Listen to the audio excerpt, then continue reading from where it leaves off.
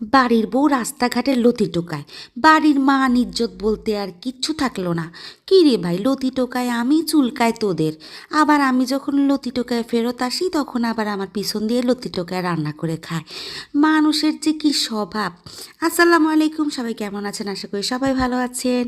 আলহামদুলিল্লাহ আমি ভালো আছি। গ্রামে এসেছি মানে মজা করব না তা কিন্তু না। যে যত কিছুই বলুক না কেন, আমি কিন্তু আমার মতো করেই যাব। লতি হচ্ছে এমন একটা জিনিস, সেটা বাজারের লতির থেকে যদি টোকানো লতি হয়, সেটা যে কী পরিমাণ স্বাদ আর কী পরিমাণ স্বাদে গন্ধে একেবারে অতুলনীয়। যারা এই টোকানো লতি খাননি, মানে দেশি লতিটা খান নাই, তারা কখনো বুঝতে পারবেন না। বাজারে যে লতিটা পাওয়া যায় এটা কিন্তু খেতে অতটা ভালো না। আর এই যে লতিগুলো দেখতে পাচ্ছেন, যেগুলো আমরা এই যে আল বেয়ে, ডাল বেয়ে, রাস্তা বেয়ে, পুকুরের ধার বেয়ে টোকাচ্ছি, এইগুলা যে কী পরিমাণ টেস্ট, এটা আপনাদের বলে আমরা বোঝাতে পারবো না। বিকালবেলা ফুফুকে নিয়ে একটু ধান ঘেঁষে মনে করেন যে হাঁটাহাঁটি করতেছিলাম। এই সময় ফুফু বলতেছে, দেখ এখানে কতগুলো লতি আছে। তো প্রায় সময় দেখা যায় গ্রামে আসলে আমরা লতিগুলা টোকায় টোকায় তারপর রান্না করি। তো এগুলো সেই বরাবরের মতোই টোকানো হচ্ছে, কিন্তু আজকে প্ল্যান করে আমরা বের হই নাই যে লতি টোকাবো। তো অনেকগুলো টোকানোর পরে আবার ভাবি আমাকে কিছু লতি দিয়েছে, তো এগুলো মিক্স করে তারপরে রান্না করব। লতি হচ্ছে এমন একটা জিনিস, এটা যদি মনে করেন কড়াই ভরেও আমাকে দেওয়া হয় রান্না করে, সেটা তো মনে করেন যে যত ইচ্ছা আমি তত খেতে পারবো। ফুফু কুটতেছে, কুটে কুটে ছোটো ছোটো টুকরা করতেছে এগুলো। তো এগুলো কিন্তু ছুলতে খুব বেশি সময় লাগে না, বাজারে লতিগুলো নিতে কিন্তু অনেক বেশি কষ্ট হয়। আর এমনিতে দেখা যেত যদি বর্ষাকালের লতি হতো তাহলে তো মনে করেন হাত দিয়ে অনায়াসে ছুলে ক্লিন করে ফেলা যাইতো। এখন কিন্তু লতির সিজন না, যার কারণে লতিগুলো একটু হার্ড। তো যাই হোক, ফুফু এগুলো কুটে নিচ্ছে। আর আমি ঢাকা থেকে ইলিশ মাছ, মানে বাচ্চা ইলিশ, বেবি ইলিশ যেটাকে বলে, সেটা নিয়ে আসছিলাম। আর লতির সাথে দেখেন ছোট্ট ছোট্ট কচু গাছ। একটা কচু গাছ ঢাকা শহরে মানুষ টবে করার জন্য কত পাগল হয়ে যায়, আর এখানে কত কচু গাছ চারপাশে ছড়িয়ে ছিটিয়ে আছে।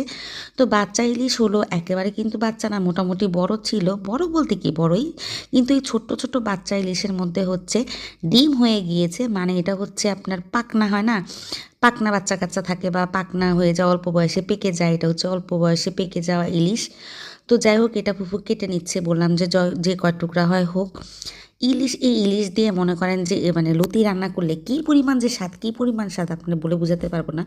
গ্রাম অঞ্চলে আসলে নানান ধরনের মানুষ আপনার নানান ধরনের কথা বলবে, কিন্তু যে যেটাই বলুক না কেন, গ্রামে কিন্তু মজাই করে, মানুষ মজা করতে আসে। এখন যদি কেউ কিছু বলে সেটা হচ্ছে তার ব্যক্তিগত ব্যাপার, সেটা আমার ব্যাপার না। আর চারপাশের ব্যাপার নিয়ে যদি আপনি মাথা ঘামান, সেই ক্ষেত্রে আপনার লাইফে কোনো কিছুই আপনি অ্যাচিভ করতে পারবেন না। আপনার কাছে নানা ধরনের নানান কথাই শুধু মাথার মধ্যে ঘুরতে থাকবে। তো আমার লাইফ আমি এনজয় করতেছি, এটাই হচ্ছে আমার কথা। কারোর কথার ধার ধারি না, ধার ধরেছি অনেক। এখন ধার ধারার আর সময় নেই। এখন হচ্ছে জীবনটাকে গোছানোর সময়, একটু আনন্দ করার সময়। যে কোনো মুহূর্তে দুনিয়া ছেড়ে চলে যেতে পারি, যতক্ষণ বাঁচবো সেটা যদি হয় 5 মিনিট, হয় 2 মিনিট, সেই মুহূর্তটাই আমি আনন্দ করে বাঁচতে চাই। তো লাকড়ি কেটে রেখে গিয়েছিলাম এক স্তূপ, বন্যার কারণে লাকড়ি একদম কেমন যেন হয়ে গিয়েছে, যে দেখতে পাচ্ছেন লাকড়িগুলো ফেলার সাথে সাথে একটা পাউডারের মতো ছড়িয়ে গিয়েছে। গ্রাম্য ভাষাটাকে বলে উলিয়ে ধরা আর কি। তো যাই হোক, ফুফু বিসমিল্লা বলে চুলা ধরানো শুরু করে দিয়েছেন। নারকেল গাছের যে পাতা আছে এগুলো দিয়ে চুলা ধরালে দাউ দাউ করে আগুন জ্বলে ওঠে। এখন এই যে নিয়েছি লতিগুলা, এগুলা হচ্ছে লতির সাথে ছোট ছোট মানে কচু ছড়ার মতো ছিল, ওগুলো নিয়েছি। এত সফট আর মাখনের মতো, বলার মতো না। আর পুঁটি মাছ নিয়ে নিয়েছি, পুঁটি মাছ ভাজা করবার। অল্প একটু মুরগি মাংস নিয়ে নিয়েছি আবদুল্লার উসানের জন্য, ওরা খাবে। তো পুঁটি মাছের মধ্যে হলুদের গুঁড়া, লবণ, মরিচের গুঁড়া সব কিছু দিয়ে মাখিয়ে ঝুঁকিয়ে নিচ্ছি। এখন জাস্ট হচ্ছে হালকা একটা ভাজা দিয়ে রেখে দিব। পরবর্তীতে হচ্ছে এটা রাত যখন খাবে আর কি, তখন মচমচে করে ভেজে দিব, সাথে শুকনা মরিচ। সেই স্বাদ, সেই স্বাদ, মানে গ্রামে বসে লাকড়ির চুলায় যা রান্না করেন সব অনেক মজা। তো যে ঝাড়ু টাড়ু দিয়েছে ফুফু, এদিক দিয়ে নানান জায়গা থেকে পাতা টাতা ঝরে ঝরে পড়ে। তো এগুলো কিছু আগে দিয়ে দিতেছি, দিয়ে তারপর হচ্ছে এখানে পেঁয়াজ দিয়ে দিয়েছি, তেলের মধ্যে পেঁয়াজ দিয়ে তারপর হচ্ছে রসুন বাটা। লতির মধ্যে কিন্তু আদা বাটা দেওয়ার কোনো প্রয়োজন পড়ে না। রসুন বাটা দিয়ে তারপর হচ্ছে হলুদের গুঁড়া দিয়ে দিয়েছি, দিয়ে এখন দিয়ে দিব মরিচের গুঁড়া। আর ধনিয়ার গুঁড়া দেওয়ারও কোনো দরকার নাই। কিন্তু কিছু বললাম না, যে একটা স্মেল, লাকড়ি চুলা যে একটা স্মেল হয় না, যা তা রান্না করলেও খাওয়া যায়, এত বেশি টেস্ট লাগে।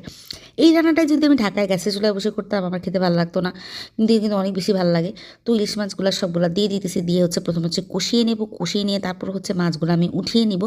তারপর হচ্ছে লতিগুলা দিব, যাতে মাছগুলা ভেঙে না যায়। ভেঙে গেলেও ভালো লাগে খেতে, কিন্তু ভেঙে গেলে আবার কাটা কাটা হয়ে যাবে। সেই জলা জ্বলতেছে পাতা আর লাকড়ি মিলিয়ে। এমন সুন্দর মুহূর্ত কার ভালো লাগে বলেন? চারপাশে হচ্ছে পুকুর, পুকুর আর হচ্ছে মানে গাছগাছড়া, মৃদু বাতাস, বাতাসে ধোঁয়া-টোয়া উড়ে মানে ভিডিও ঠিকমতো করতে পারতেছি না। কিন্তু তারপরেও কিন্তু এত ভালো লাগতেছে যে বলার মতো না। তো মসলা কষিয়ে বললাম না মাছগুলো উঠিয়ে নিয়েছি, নিয়ে তারপর হচ্ছে এখন লতি দিয়ে দিচ্ছি, লতিগুলা কষিয়ে নিচ্ছি। আর কিছু ফ্রোজেন লতি যেটা আমাকে ভাবি গিফট করেছে, ওই লতিটাও এখানে দিয়ে দিব। দিয়ে মানে এটা কষিয়ে নিয়ে তারপর হচ্ছে ওই লতিটা দিব, যেহেতু এটা আগে থেকে একটু ভাপ দেওয়া ছিল। তারপরের মধ্যে দিয়ে দিচ্ছি কিছু টমেটো, টমেটোটা আমি আগে দিতে ভুলে গিয়েছি, কষানোর মধ্যে টমেটো দিলে ভালো হতো। তারপরও না হয়ে গিয়েছে, ওই যে বললাম না বর্ষাকাল ছাড়া লতি তো একটু হার্ড, একটু শক্ত থাকে। অন্য সময় লতিগুলো যেমন দেওয়ার সাথে সাথে গলে যায়, এটা কিন্তু সাথে সাথে গলে যাবে না। এটা যেরকম পজিটিভ দিক আছে আবার কিন্তু নেগেটিভ দিকও আছে।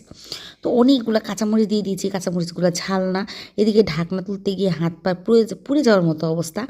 তো লতিগুলো যখন সিদ্ধ হয়ে গেছে তারপর দিয়ে দিচ্ছি আমি মাছগুলো এখন উপরে ছড়িয়ে ছিটিয়ে দিব।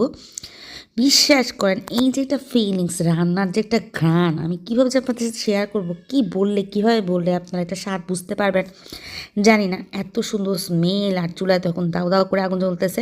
লাস্ট মোমেন্টে দিয়ে দিচ্ছি ধনিয়া পাতা ফ্লেভার, ইলিশ লতি মানে অমৃত অমৃত। আমার তো যে বলতে বলতে মনে হচ্ছে যেন মুখ দিয়ে পানি পড়ে যেতেছে। এরপর হচ্ছে এখানে আমি যে পুঁটি মাছগুলো ভাজা দিয়ে নিচ্ছি, পুঁটি মাছগুলো অল্প তেলের মধ্যে হালকা একটা ভাজা দিয়ে বলে আমরা রেখে দিব। তো এটা ভেজে নেওয়ার পরে হচ্ছে আমি চিকেনটা বসিয়ে দিব, এর মধ্যে হচ্ছে গরম পানি করা লাগবে। গ্রামের প্রতিটা দিন প্রতিটা মুহূর্ত মনে হয় যেন আমার কাছে এক একটা দিন খুব স্মরণীয় হয়ে থাকে, খুব আনন্দময় হয়ে থাকে। আপনারা গ্রামে গেলে কে কী করেন, কেমন লাগে আপনাদের অবশ্যই জানাবেন। আজকের মতো বিদায়, আল্লাহ হাফেজ।